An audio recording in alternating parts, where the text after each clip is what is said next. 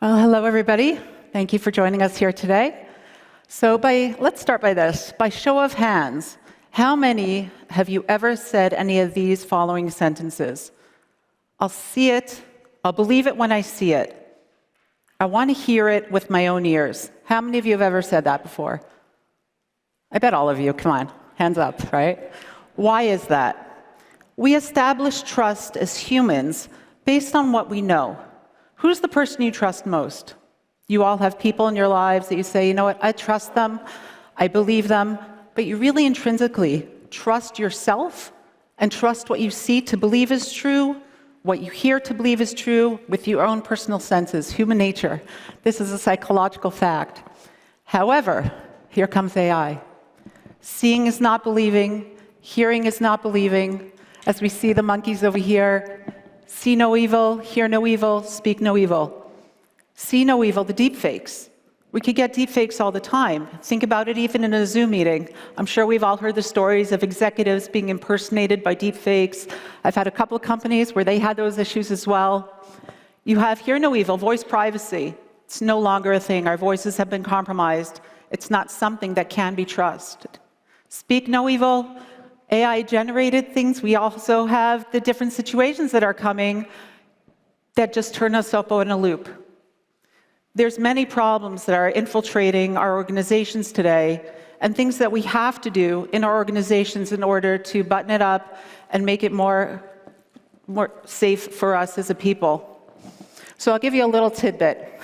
You know, one of these little helpful hints I like to tell audiences sometimes. How do you trust something? You get a phone call from somebody, it could be your wife, could be your child. Hey, Dad, quickly, I need you to send me some money. I'm stuck here. Could you just send it, please, quickly? Could be a phone number you recognize, your son's voice that you hear, but it's not him. What do? How do you trust that? You get a video from someone, maybe your CISO, maybe your CEO. It's a picture, maybe they sent you a WhatsApp video saying, hey, Bob, do me a favor, take care of this. I see him, I hear him, he's talking about something I know. How do you know it to be true? A little helpful hint here. You should always have these, like going back to the olden ages, going back to code words. So I encourage you folks, if you don't do it already, have a secret code word with either your family, your children, the people you work with, that if they don't say that code word, it's not them. Human nature is to deal with personal stuff that make it urgent to make us act in ways we may not act if we stop to think. It could be as simple as something as pineapple. Don't write it down anywhere, don't text it anywhere. You get something like that coming at you, say, what is my code word? What could be the backtrack of it if something that's a problem? They'll say, hey, leave me alone, just do what I'm telling you. These are the ways that humans are tricked. Very basic ways to go. So how do we establish trust in AI? That's the big question we're dealing with here today. That's the question we're dealing with in our industry today. Seeing is not believing, hearing is not believing. We need transparency, explainability, accountability, and verification. We need to do it the proper way, built in from the ground up within our organizations at every single vector point. It needs to be dealt with. So let's talk about the AI security market today. Quite vast, a little bit different than what we're used to, but it's coming fast and moving very quickly. The escalating threats are moving so fast, 60% year over year. Think about that for a moment, 60% year over year, yet our budgets are being cut, and we'll get to that in a moment. Talent shortage, which we've been talking about in the cybersecurity world for a very long time, but now the talent shortage in the AI world is even more of a problem for our organizations. And we need to deal with upskilling. We need to deal with educating our employees, our organizations, and we'll dive into that in a moment as well. We talk about zero trust adoption, and that brings me to the 4 pillars of cyber hygiene in an organization, which is training, ongoing, relevant. Ongoing means don't have it once or twice a year. It needs to happen. It needs to happen continuously. What's relevant? Relevant is a few things. This is the first time in our ecosystem, really, that we have 4 generations working side by side. We have our boomers, we have our Gen Xers, we have our millennials, and our favorite, the Gen Zers, who now don't even believe in privacy, so that's a whole nother can of worms. So we have everybody working together. We need to do it properly. We need to train them properly, but we also need to train them in a way that they like to digest information.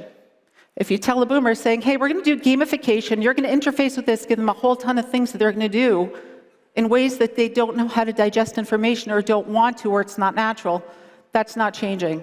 It's creating the culture, creating the awareness, but doing it in a way that makes sense for the people within your organization. Updated security and patching within the organization. We all know this as security experts. We need to stop, pause. We need to do it right.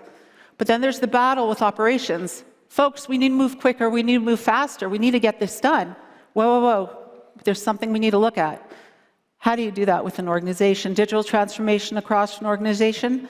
Incentivize folks to work alongside together for the greater good of the company. You need movement forward, but you need a secure movement forward. And zero trust adoption. That's something that we've all talked about in the cybersecurity world for a long time. And I like this little analogy about zero trust. Picture in the olden days the castle. How do you get into the castle? Knock, knock, I'm identifying myself. It's Shira, let me in. Drawbridge comes down. I go into the castle. Free reign, could do whatever I want. In comes zero trust. Knock, knock, identify myself. I come in. Wow, there's a lot of doors there. Now I have to identify myself in each and every door to gain access to do what I want to do. Now we have AI zero trust. We're not just securing a human, we're securing a machine. Zero trust in AI is critical. That needs to happen as well.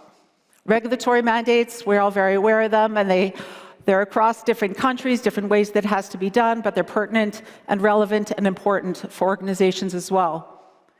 And with the Gen AI attacks, our attack surface is that much bigger. It has grown exponentially. We are faced with so many attacks coming at such a warp speed, with so much vulnerability to us that we have to really take notice and do it right.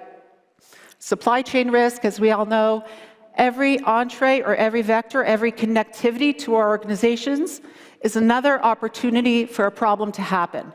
We want to be part of the solutions, not part of the problems. What's driving our explosive growth? As we know, the adoption of agentic AI, we're moving faster than we even know how to move. And that's a real problem for all of us. And the market is shifting tremendously. So I like to make a bit of analogy here, the adoption spectrum, kind of like the three bears. It's too hot, it's too cold, it's just right. So the first one, it's too hot, moving too fast. Those are the companies that are dealing with massive FOMO, fear of missing out. We need to be first. We need to be fast. We need to throw this across our organization, and everybody has to use AI. If we don't use AI, we're not going to be efficient, we're not going to be fast, we're not going to be relevant, and we're just going to do it. They're not thinking of microsegmentation. They're not thinking about what it means to their organizations. They're not thinking about the areas that they're putting themselves at risk. No regulatory compliance. Shadow AI is a massive problem, as we all know, in industry today. A lot of organizations sometimes don't even know it exists, or sometimes they're closing a blind eye. There's two arms of that. Closing a blind eye is here telling your developers or telling your folks, utilize some AI to be more efficient. We need to move a little faster. By the way, we cut some personnel, so now you're responsible for their outcomes. So now there's the fear of being fired, or the fear of somebody's going to replace you. I got to do what I can, and I don't like what the tool they gave me, so I'm going to use the one I want to use. Massive problems. Human factor risk, terrible, terrible risks to organizations. The other extreme is the wait and see, which is also a problem. The wait and see is, you know what? Let's see how it plays out. We're still in our infancy in the world of AI. Waiting to see how it plays out, seeing what other organizations are doing. Maybe we'll do a little automation. We'll call ourselves we're AI focused, but they're not. Not really taking the proper steps. What is the big issue here? AI attacks are moving rapidly. If you don't have the AI capabilities to mitigate these attacks, you're a sitting duck waiting to go down. And there are a lot of organizations like that. There are a few little different descriptive ideas here, with obviously not naming companies. And then, of course, there's the strategic adopters. The strategic adopters really, really understand what it means to implement AI and be a proper AI-driven company in a way that makes sense, in a way that's secure, in a way that's relevant, in a way that works for the organizations. And I'm a big believer in there's no one size fits all for every organization. It doesn't matter if you're a bank and a healthcare organization, you're not the same as your neighbor or your other organization that you might work with. You have to deal with what is the makeup of our organization, what is the culture of our organization, who are the people that work for us, but who are also the customers.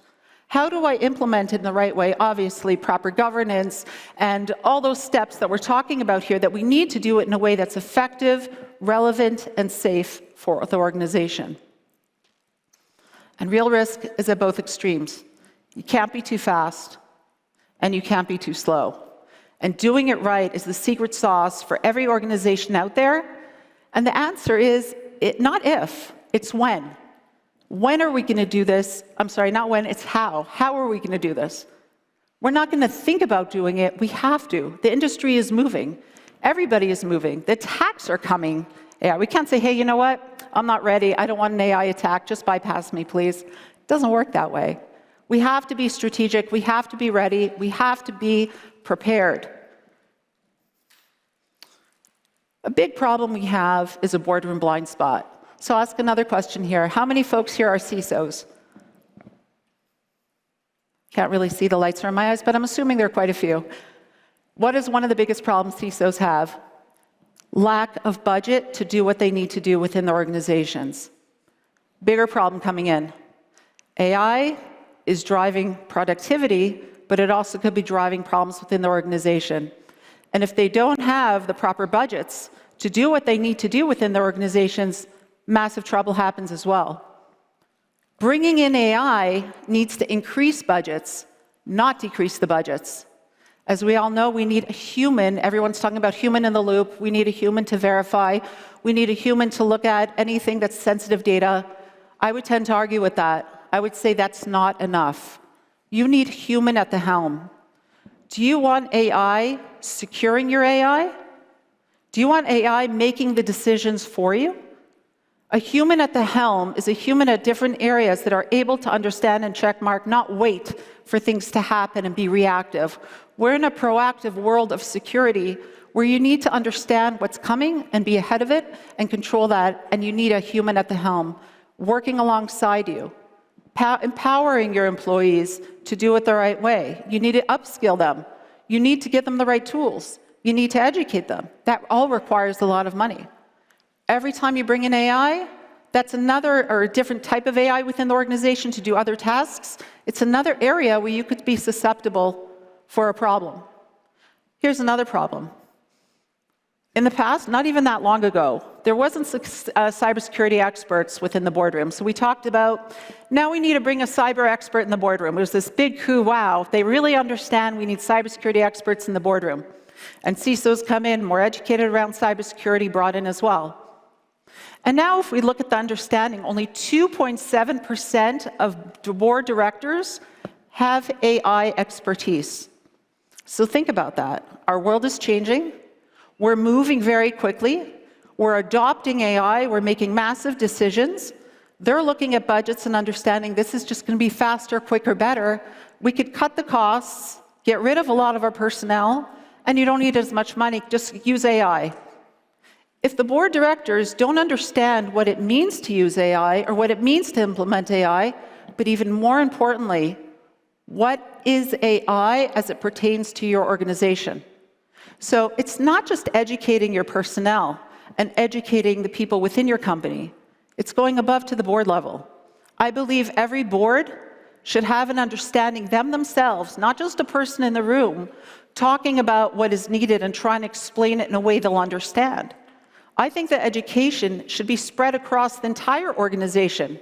We talk about security from the bottom up, the top down, however you want to describe it.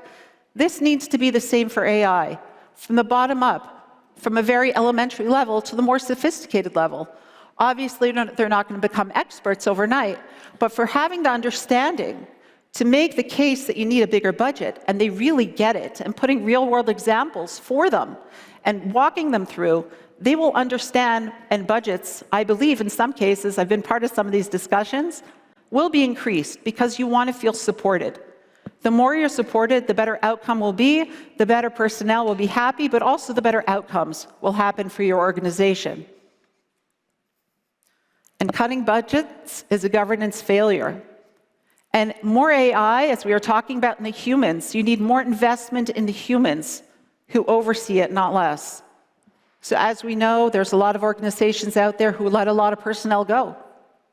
And a lot of these personnel go, and they're implementing AI to replace the humans. Now there's very few humans doing the actions that this AI is now recreating. Obviously, AI is an incredible tool and different ways to utilize across organizations, but you need to give the money inside your organization, upskilling, critical. What is it that you want from your employees to do? And not just tell them, have them understand. Creating the proper cyber culture within your organization should not be underestimated. What is cyber culture? We talk about the human is the weakest link in the chain. We're always looking at the human. The biggest cyber attacks happen from maybe it's negligent insider threat, malicious insider threat. I just didn't know. I didn't realize.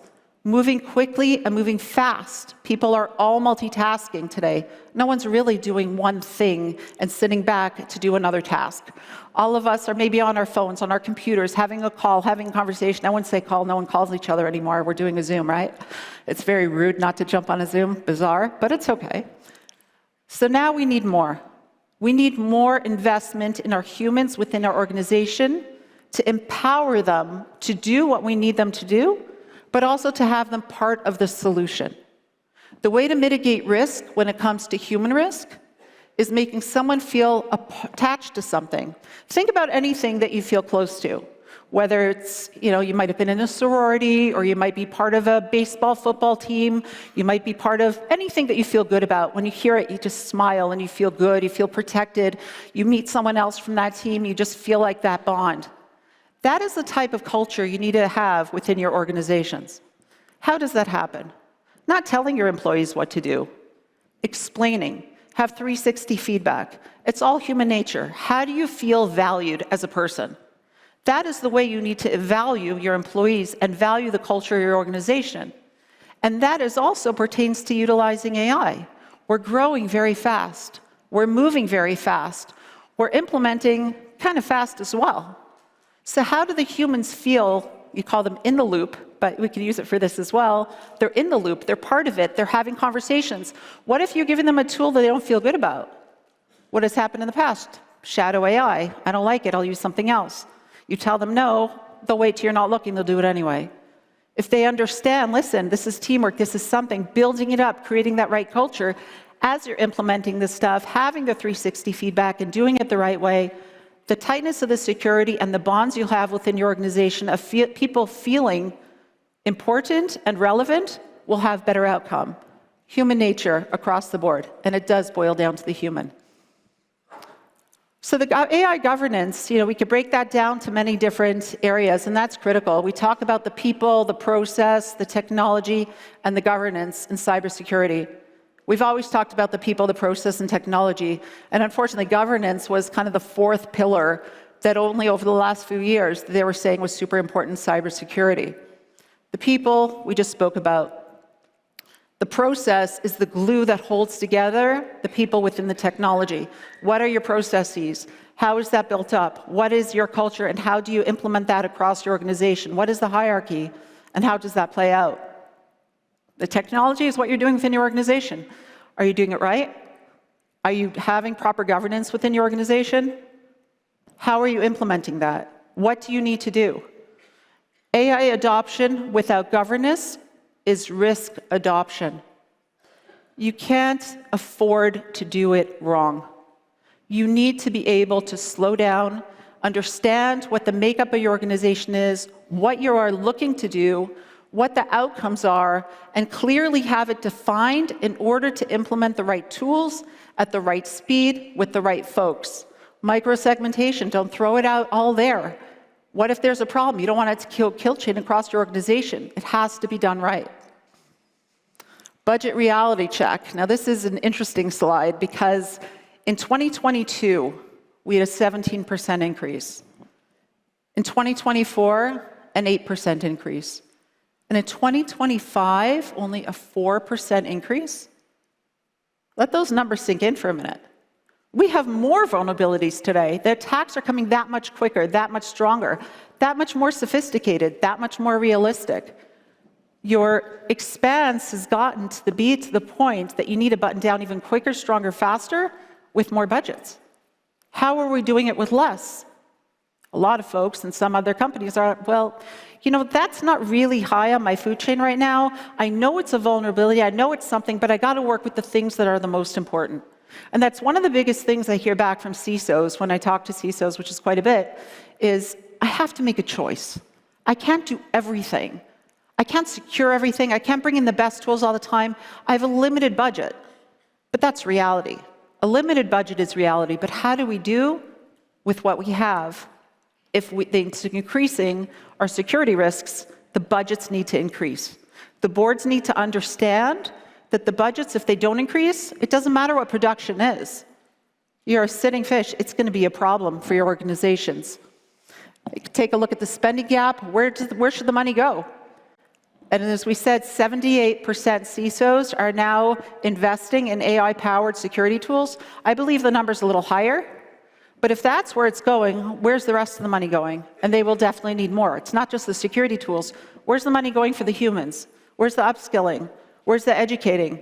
Where's the human at the helm, not just at the loop, where it's kind of after the fact? In the loop, it's almost like called a stopgap right before something goes wrong. But you have to be proactive in the security stance, and that's where that comes in. Spending more is not spending enough. Boards say, you know what? I'll give you a bump, 2%. Stop complaining. Now do what you need to do. Utilize AI, cut the red tape, get it done. Again, it's educating the boards. Having them walk through real-world scenarios of what an attack could look like if not dealt with appropriately. Budgets need to be attached to what the outcomes and the performances and what the actual nature of the organization is, and the boards need to understand that. Looking at a global scale of spends is not always the best thing and not the only thing for an organization. They need to understand what you're looking to accomplish, but not just looking to accomplish to the outside world. How are you going to contain it within your organization in an effective way that is secure? The question isn't whether you can afford to increase your budget, it's whether you can afford not to. The AI transformation at a glance. This is quite interesting as well. We're moving really, really fast. Today, market's about at $371 billion. Very clear what we can do today in terms of enterprise AI, agentic AI, cybersecurity, what that means to us today. Where are we in 2 years? Look at the size of the market. Look at the growth. $509 billion. Look what we can do. Look what we could accomplish. Then 5 years from now, and 5 years from now may seem like a big way off, but it's really not. 5 years, the markets will be at 1.2 trillion plus, with the capabilities of things we couldn't even imagine that we can do. Now think about it like that. If we're on this trajectory of the market moving the way it's moving, and the real feel right now in organizations are cut people, cut budgets, do more with AI, do more with security, make it go better, faster, stronger, quicker, yet we're not going to increase our budgets to the level that they need to increase in order not just to keep with the market today, but to be ahead of the market. We all know in our organizations, when we're planning and we do plans, we're not just putting out what it is we do today. We have goals. Everybody's done these type of spreadsheets are what are our projections? What do we want to accomplish? Where is our business going? Where are we today? Where are we in 2 years? Where are we in 5 years? Then what do you do? Once you have all these projections, you have the projections, you got to fill in the blanks. What do I need to get there? Okay? You understand what you need to get there. What tools do I need? Do I need to hire more? Do I need to have other people? What do I need to do to be successful? To not just hit my goals, but surpass the goals. Now take that same thought process and build it into what we're seeing on this slide here. The market's moving. Our capabilities are moving, but we don't have real-world goals with real-world budgets that's supportive of where the market is going and where the market is today. A little bit scary, but everybody here in the audience is well-versed, well-educated, and really understands these capabilities and where we're going within the world of AI. That said, I encourage all of you to speak up. A lot of folks are very worried to be the person that shakes their head and said, you know what, I don't want to whistleblow because it'll mean like I don't really understand, I want to know more. They've given me tools, I want to produce, but I don't want to look like I don't know what I'm doing. It's the importance of the upper management within the organization who is making these decisions to talk to the folks that are at the helm of this and make sure not only are they okay with it, not only are they comfortable with it, but do they agree? If they don't agree, ask them why. Maybe you missed something. You know, I always talk about diversity of people yields diversity of thought and mind, which in turn yields better security. Why is that? Different perspectives. Sometimes somebody sees something you don't see. Maybe they have a perspective on a tool or an implication that they put in that might be a little different than you thought, which could only add a layer to what your outcomes are in a successful way. Super critical for that. I love this slide.